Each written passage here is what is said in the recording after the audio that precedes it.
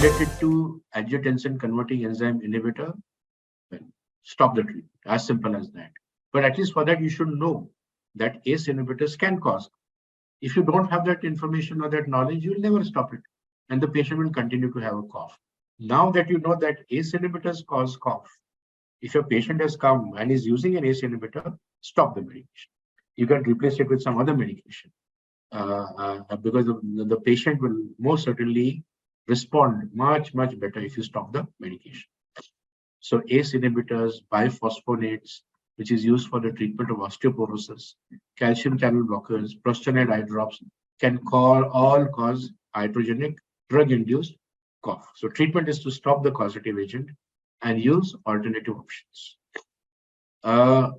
Cough associated with COVID is a very important cause of cough that we have seen in the recent past during the COVID pandemic. How do you treat it? Well, the most important treatments, or the most effective treatments that have been shown are inhaled corticosteroid, especially inhaled budesonide, has been shown to be useful.